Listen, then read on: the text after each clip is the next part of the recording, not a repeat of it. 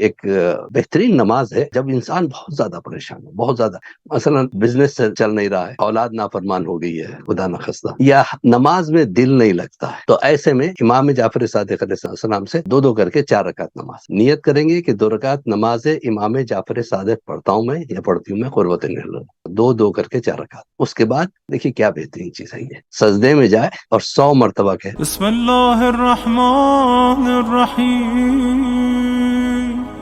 Generally لوگ پریشانیوں کا شکار رہتے ہیں، اور یہ پریشانی آج سے نہیں، شروع ہوئی سے، دنیا جب سے شروع ہوئی ہے تب سے پریشانیاں ہیں۔ جناب آدم بھی جب دنیا میں آئے تو سب سے زیادہ پریشان تھے، تو دنیا ہی پریشانی کی جگہ ہے۔ ہمارے بچپنے میں بلکہ ہمارے والدین وغیرہ کے بچپنے کی بات ہے، ان لوگوں نے انگریزوں کا دور دیکھا، وہ بھی پریشانیوں کا تھا۔ انگریزوں کے دور سے پہلے منگولیوں کا دور تھا، جس کی وجہ سے سلطنت سلیمانیہ جو ہے نا وجود میں آئی تھی، وہ بھی بہت پریشانیوں کا دور گزرا۔ اس سے پہلے انبیاؤں کا دور، جناب یونس کا دور تھے کہ آپ کتنی پریشانیوں کا دور تھا۔ انبیاء پریشانیوں سے پریشان ہو کے جب تبلیغ کرتے کرتے تھک جاتے تھے تو آخر میں بد دعا بھی کر دیتے تھے۔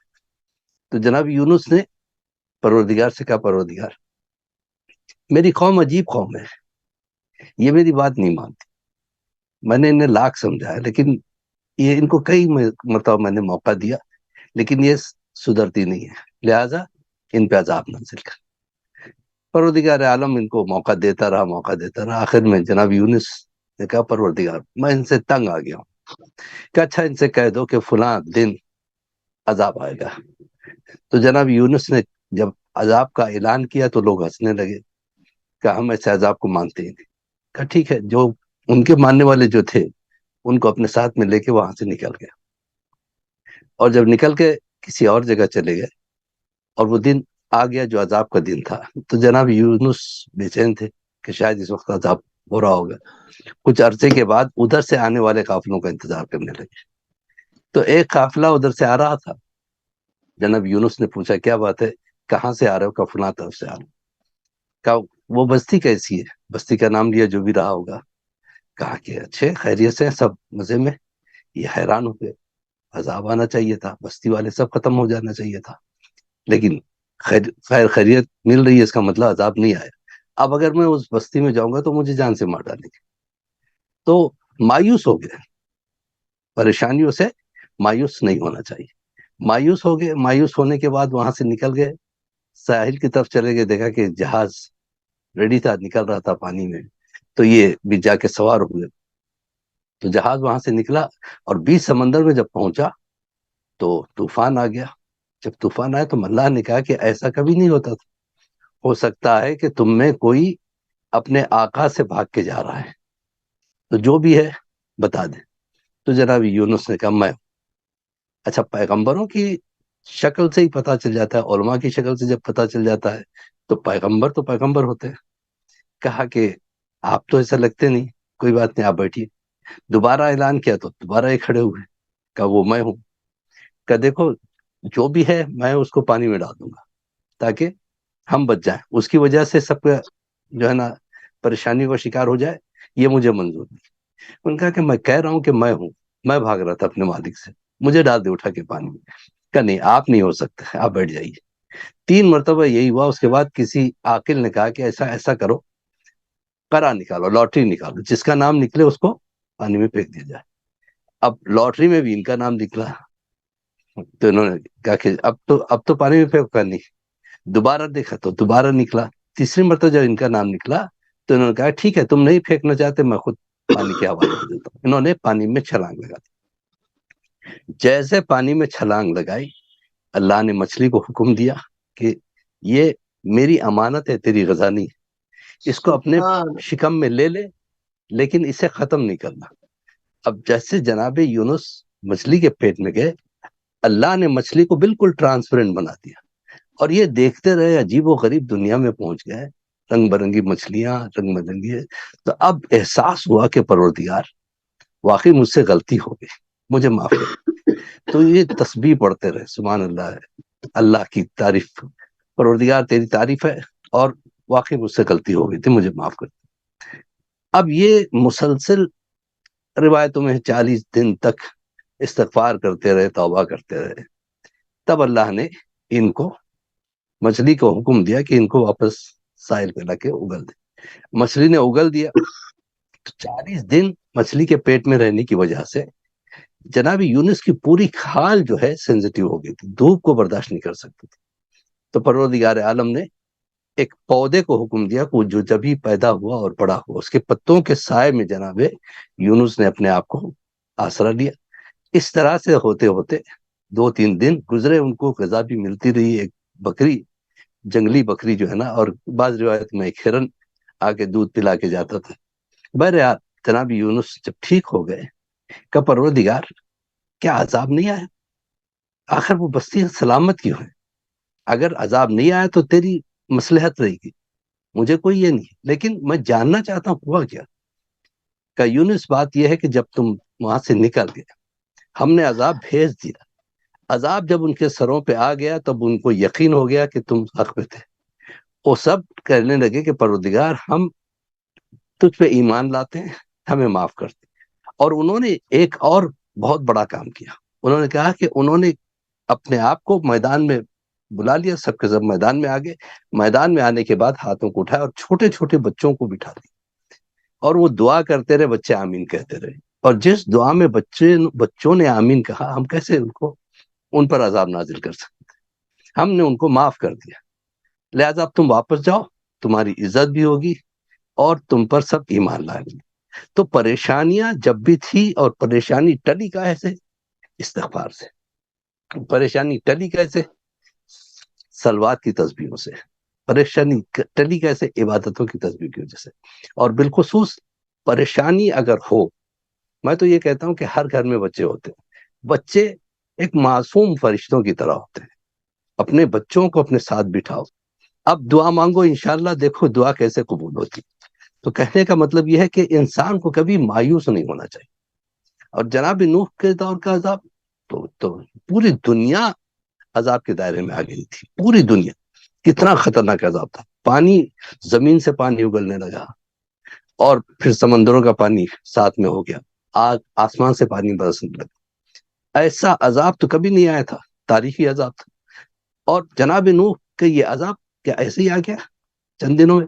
اتنے پریشان تھے جناب نوح، اتنے پریشان تھے کہ سینکڑوں سال تک وہ دعا کرتے تھے، پروردگار میں ان سے تنگ آ گیا، عذاب نازل کر۔ اللہ نے کہا کہ ٹھیک ہے، تم ایک کام کرو، یہ کھجورے میں بھیج رہا ہوں، اس کو کھاؤ، اس کی گڈیوں کو بو۔ گڈیوں کو بونا شروع کیا تو لوگوں نے ہنسی مذاق اڑانا شروع کیا کہ دیکھو یہ اپنا نبوت چھوڑ کے کاشتکاری میں لگ گئے۔ یہ صبر کرتے رہے کہ پروردگار تو سن رہا، یہ کیا کر، ہاں کوئی بات نہیں، کہنے دو، تم اپنا کام کرو۔ اب اس کے بعد جب بویا تو اس کے کھجور کے چھوٹے چھوٹے پودے نکلے، کہ ان کو پالو۔ پودوں کو پالنا شروع کیا، یہاں تک کہ بڑے ہوئے۔ پھر جب بڑے ہوئے تو کہا اب اس کی لکڑی کو کاٹو، جب یہ پختہ ہو جائیں، جب پختہ ہو گئے تو لکڑیوں کو کاٹا۔ پھر اس کے بعد کشتی بننی شروع۔ اچھا کشتی بن رہی ہے صحرا میں، بہت بڑا صحرا جہاں پہ کوئی سمندر نہیں، کچھ نہیں۔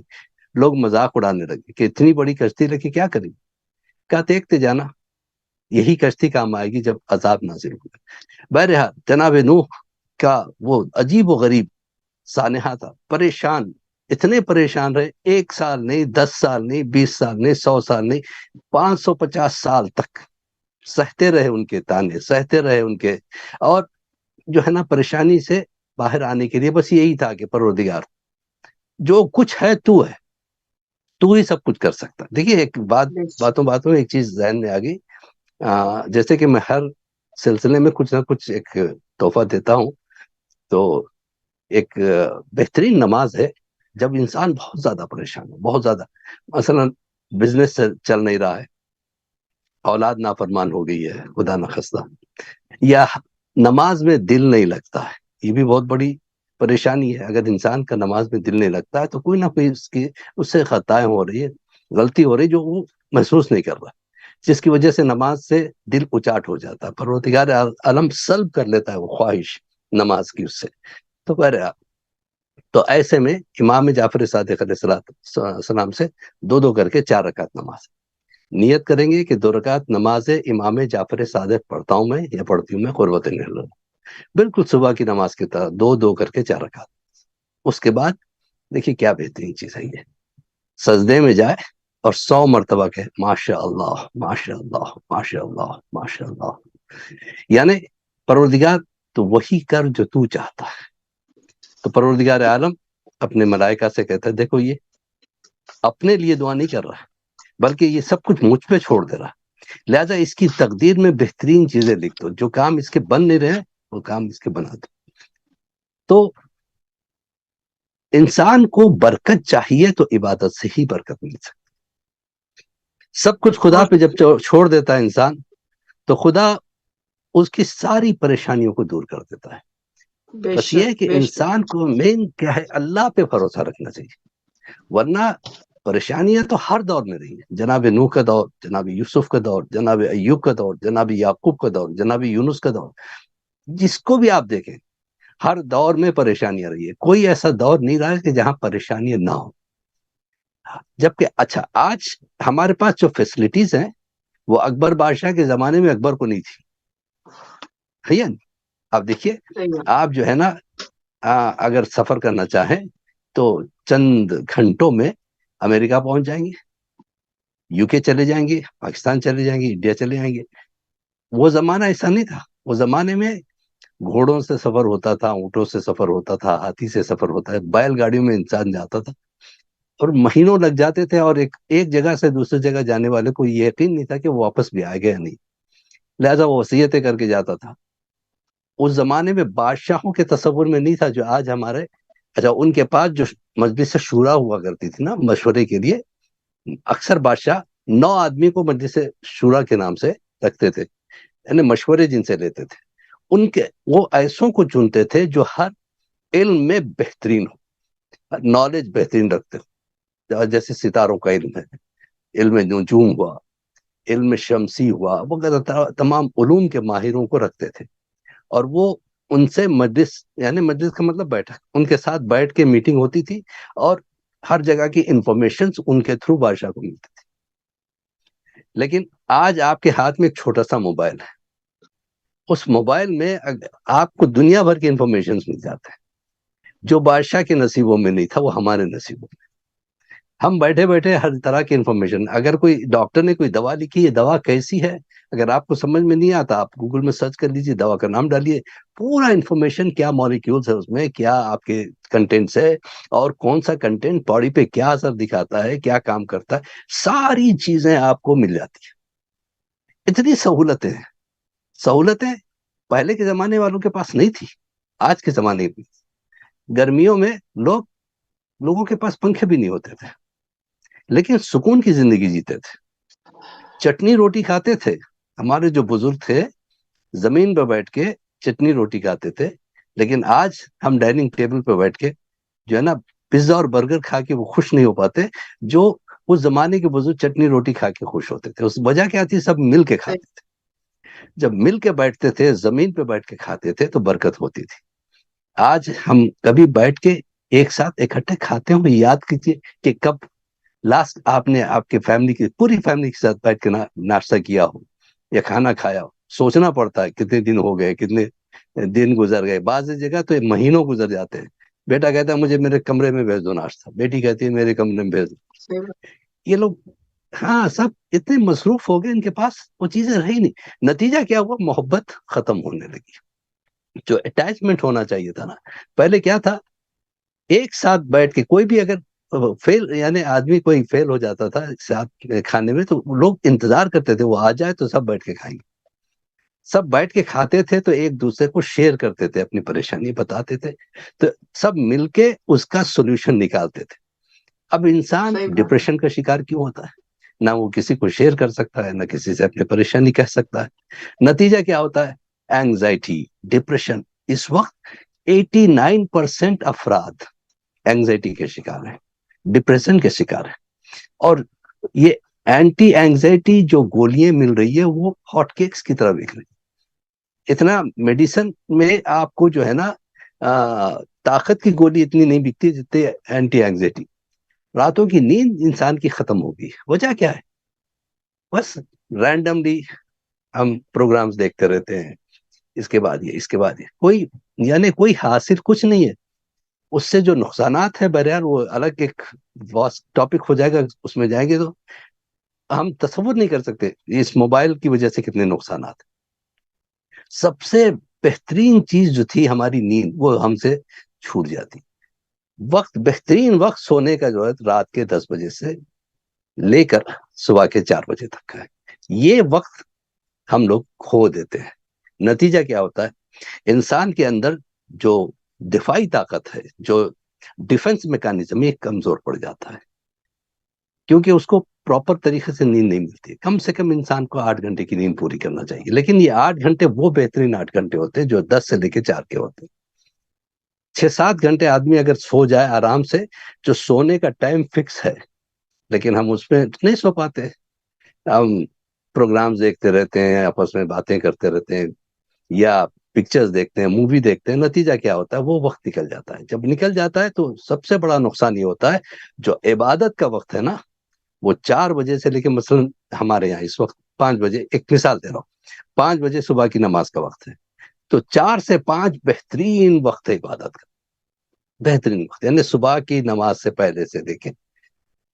بالکل صبح صادق کس کو کہتے ہیں؟ صبح صادق جب آدمی سحری کرتا ہے، صبح تبھی ہو جاتی ہے، وہی صادق ہے، سچی صبح وہی ہے. تو سحری کا جو ٹائم ہے وہ بہترین وقت ہے نماز شب ادا کرنے کا.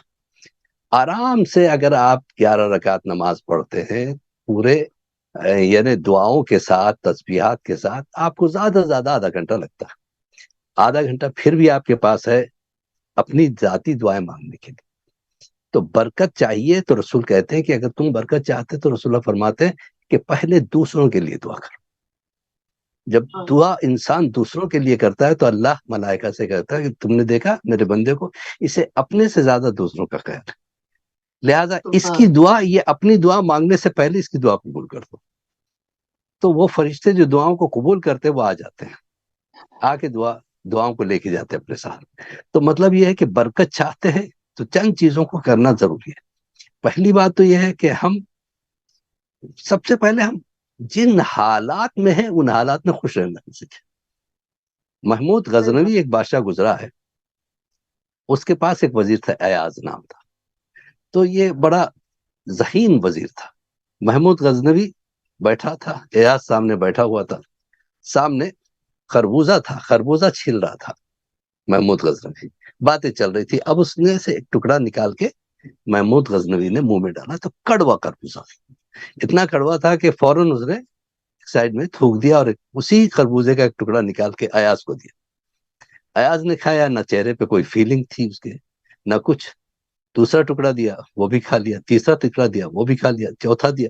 اس طرح سے پورا خربوزہ اس کو کھلا دیا اور ایاز خاموشی کے ساتھ کھاتا رہا. محمود غزنوی نے کہا کہ ایاز خربوزہ کیسا تھا؟ کہ آپ کے ہاتھ سے مل رہا تھا، دیکھیے کیا بات ہے. تو جو چیز آپ کے ہاتھ سے مل جائے اسے اور کیا چاہیے. کہ نہیں، کیا کڑوا نہیں تھا؟ کہ اتنا کڑوا تھا کہ پھر تم نے اس کو تھوکا کیوں نہیں؟ کہ میرا دل چاہا تھوک دوں، لیکن جب میں نے اس کی کڑواہٹ کو محسوس کیا تو میں نے یہ سوچا یہ کن ہاتھوں سے مجھے مل رہا ہے.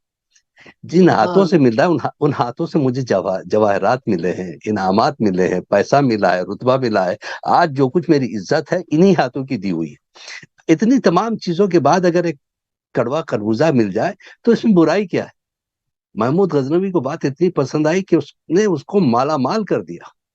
تو جب انسان اس چیز کا احساس کرے کہ آج اگر تھوڑی سی پریشانی اگر اللہ نے مجھے دی ہے تو مصلحت ہوگی، تو ہم جس حال میں ہیں اس میں خوش رہنا سیکھیں. تو یہ حکایت سے یہی ہمیں ملتا ہے. جب انسان راضی رہ جائے، جب دیکھیے بادشاہ تھا، وہ سب کچھ وہ کرتا تھا، چلاتا تھا، وہی کھلاتا تھا، وہی پلاتا تھا، تو اس کی اس چھوٹی سی چیز کی وجہ سے جو ہے نا، کہا کہ مجھے کیا حق ہے، جب ساری چیزیں میں لے کے جو ہے نا خوش تھا، تو ایک چھوٹی سی تکلیف اگر مجھے پہنچتی ہے تو مجھے یہ دیکھنا ہے کہ کون دے رہا ہے. تو اگر یہ بادشاہ کے ہاتھ سے مل رہا ہے تو مجھے لینا چاہیے. تو جب خدا کی طرف سے ہم محسوس کریں، ایک شخص تھا جو بالکل جو ہے نا نماز صبح کی قضا نہیں کرتا تھا. ایک مرتبہ یہ ہوا کہ شیطان نے چاہا کہ اس کو جو ہے نا سلا دے. تو جب وہ اٹھنا چاہ رہا تھا تو اس کو اتنا تھکا ہوا تھا، شیطان نے اس کو کسی طریقے سے سلا دیا. جب سو گیا وہ، تو اس کی صبح کی نماز چلی گئی تو شیطان بہت خوش ہو گیا کہ چلو میں نے اس کی ایک عبادت جو اہم صبح کی عبادت ہے وہ میں نے ضائع کر دی. لیکن وہ جب اٹھا اور اس کو احساس ہوا تو اتنا رویا اتنا رویا اتنا رویا کہ روتے روتے آدھا دن گزر گیا کہ پروردگار مجھے معاف کر دے، مجھ سے بہت بڑی غلطی ہو گئی، مجھے معاف کر دے. دوسرے دن پھر بہت تھکا ہوا تھا اور سو رہا تھا، تو صبح اس کا دل نہیں چاہ رہا تھا، اس کا نفس نہیں چاہ رہا تھا کہ اٹھے اور نماز پڑھے. اس نے دیکھا کہ ایک بزرگ آ کے کھڑے ہوئے اور اٹھا رہے ہیں، اٹھو اٹھو پہلے نماز پڑھ لو، نماز کا وقت ہے. کہا آپ کون ہے جو مجھے نماز کے لیے اٹھا رہے؟ کہا میں شیطان ہوں. کہا آپ شیطان ہو کہ مجھے نماز کے لیے؟ کہ بھیا کل میں نے تجھے سلایا تھا، تو اتنا رویا کہ اللہ نے 1000 رکعتوں کا ثواب تجھے تیرے رونے پہ دے دیا. آج تو پھر روئے گا تو پھر 1000، اس سے بہتر ہے تو یہ 2 رکعت نماز پڑھ. تو مطلب یہ ہے کہ یہ احساس ہونا کہ میری نماز چھوٹ گئی، یہ بہت بڑی عنایت ہے اللہ کی. اگر ایسا احساس کچھ ہو کہ آج میری زیارت وارثہ چھوٹ گئی یا زیارت عاشورہ چھوٹ گئی، تو یہ احساس کو اللہ کا شکر ادا کریں کہ یہ آپ کے اندر اللہ نے ایک آپ کے ضمیر کو بیدار کر دیا ہے. پروردگار عالم اس طریقے سے بیدار ضمیر ہر ایک کو دے انشاءاللہ.